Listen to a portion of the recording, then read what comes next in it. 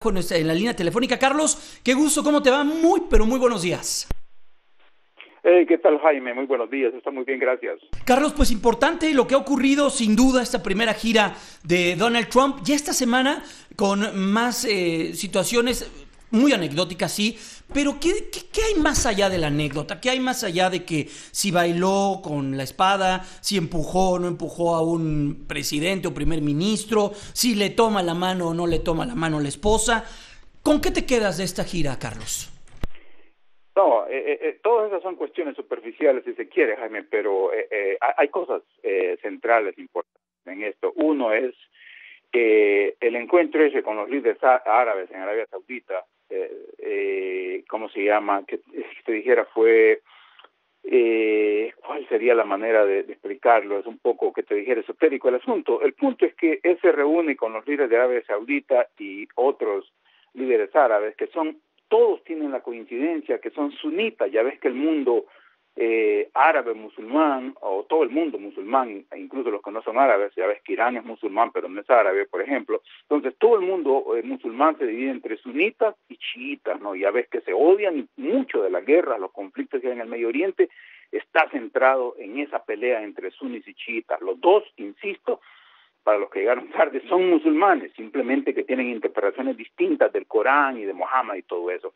Entonces, y las cabezas de esos dos grandes bloques son Saudi Arabia por los sunis y Irán por los chiitas. Y lo que hace Trump es, se reúne nada más con los sunis y básicamente les da carta blanca, les dice, estoy con ustedes, ustedes son los buenos de la película, los otros son los malos de la película, y no solo estoy con ustedes y ustedes son los buenos, sino que literalmente hagan lo que quieran, es decir, no respeten derechos humanos, gobiernen como quieran dentro de sus países, bla, bla, bla.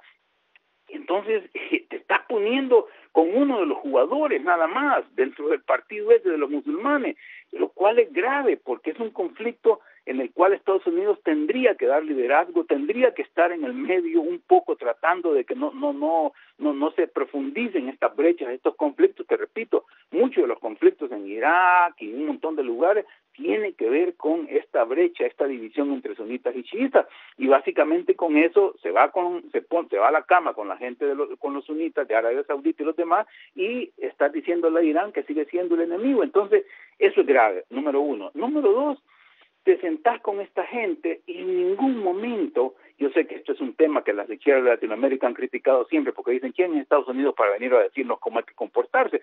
Sin embargo, ahí en el mundo árabe, bien o mal, con George Bush y todo eso, que supuestamente iba a implantar la democracia con la invasión de Irak, Jaime, Estados Unidos te daba la voz moral, te daba la voz de decir, ¿saben qué? No pueden reprimir a su gente, tienen que tener un mínimo respeto a los derechos humanos, tienen que dejar que haya libertad de expresión y actividad política en sus países. Con esto, literalmente Estados Unidos no habló ni por un segundo, habló de esos valores universales de derechos humanos o la democracia o la libertad de prensa. Simplemente estoy con ustedes, hagan lo que quieran en sus países. Ya ves, en Egipto hay un pequeño dictador, en Arabia Saudita no hay muchos derechos para las mujeres, toda una serie de cosas. Y para finalizar, el tercer punto, Jaime, al final de la gira, cuando llega a Europa, se reúne con la gente, primero a los de la OTAN, no les dice que Estados Unidos los va a seguir apoyando si hay una invasión o una amenaza rusa. Todo el chiste de la OTAN es que si a ti como país pequeño te pasa algo, te invade Rusia, Estados Unidos va a ir a ayudarte. Simplemente no lo mencionó y todos esperaban que lo iba a mencionar.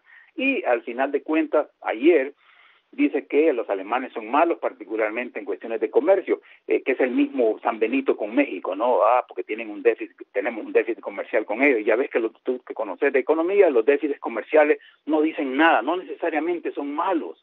Es decir, es más complejo el asunto. El hecho de que la gente le guste los BMW y los Mercedes y compren de los alemanes no significa que los alemanes son malos por eso. Los compras por una razón, pero además de eso, aun cuando es cierto que Alemania obtiene más dólares de Estados Unidos, esos mismos dólares los alemanes los traen de regreso a Estados Unidos y los invierten. BMW y Mercedes, los dos tienen fábricas aquí como tienen en México. Entonces, que te dijera, sí hay un montón de cosas más allá del detalle que la esposa no le quiere dar la mano, ¿no? Ese es un poco el resumen de la gira. Oye, Carlos, estamos platicando con Carlos Rajo, nuestro experto en la agenda internacional. También varios tweets ya de Donald Trump. Hay que tomar en cuenta la diferencia horaria entre Europa y América, 7 horas más, allá en esta ciudad, que es hermosa. Yo no la conozco, pero dicen que es hermosa esta ciudad siciliana de Taormina.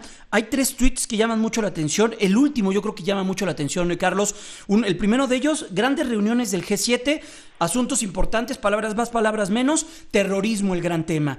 Otro de los tweets, muchos temas en la OTAN que se han acordado o que han acordado intensificar los pagos, y dice que la OTAN con dinero pues será más fuerte. Y el último me llama mucho la atención, el último tuit de Donald Trump, emitido hace escasos 25 minutos a las 7:17. I will make my final decision on the Paris Accord next week. O sea, va a plantear la visión que tiene del Acuerdo de París, este acuerdo que es muy importante y que tiene que ver con cambio climático y con tantas cosas que están en el tema de la agenda sustentable del mundo, la próxima semana. ¿Lo debemos de tomar como muy serio este tuit?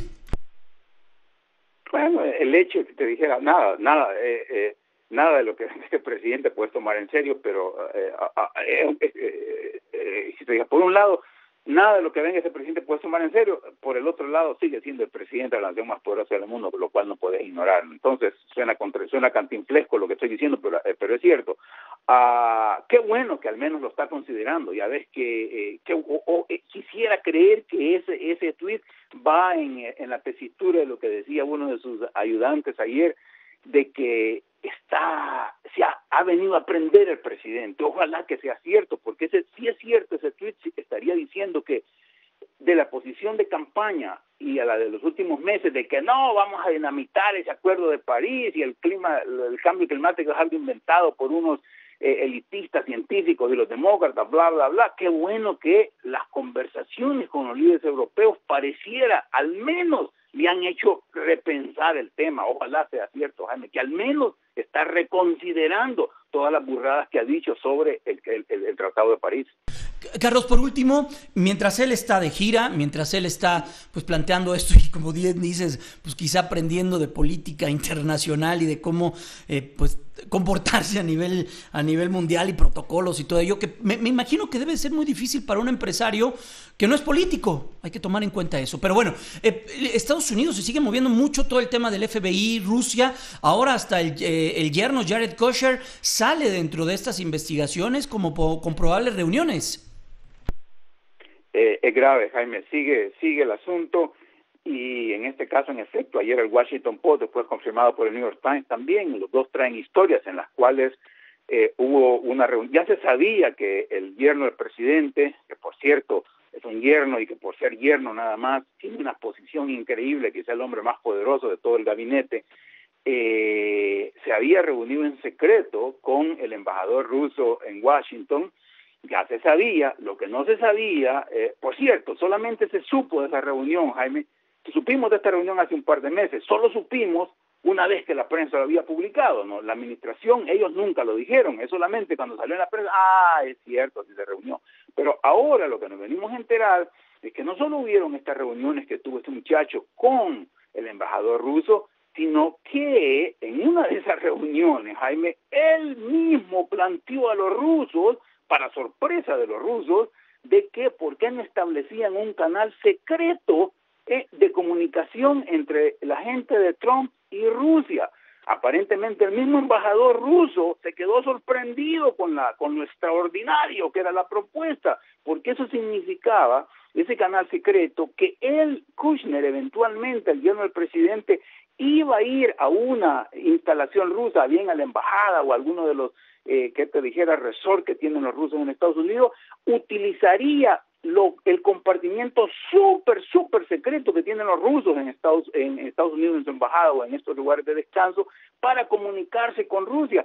Te repito, el mismo embajador, ¡wow!, digo, sorprendido. ¿Cómo sabemos todo eso, Jaime? Porque entenderás, el FBI, los servicios secretos de inteligencia de Estados Unidos, monitorean todas estas cuestiones. Hoy lo están filtrando a la prensa. Lo han sabido desde siempre esta gente del FBI y los grandes agentes de la CIA. No lo decían, ahora lo están filtrando. Es gravísimo, es que te imaginas a alguien Sí. del mismo gobierno cercano al presidente que se sienta con él a tomar las grandes decisiones, tratando de establecer con los rusos un canal súper secreto para obviar toda la infraestructura y la burocracia y los canales de seguridad estadounidenses. Esa es la situación. Grave, y bueno, y sin duda seguramente habrá mucho de qué hablar. Carlos, permítenos mañana nuevamente enlazarnos contigo para platicar de esto, lo que está ocurriendo con Donald Trump, Estados Unidos, pero también hacia otras partes del mundo que también las cosas están intensas. Brasil está intenso, Venezuela, ni qué decir. Y bueno, todo lo que ha ocurrido en los últimos días en las agendas internacionales. Fuerte abrazo.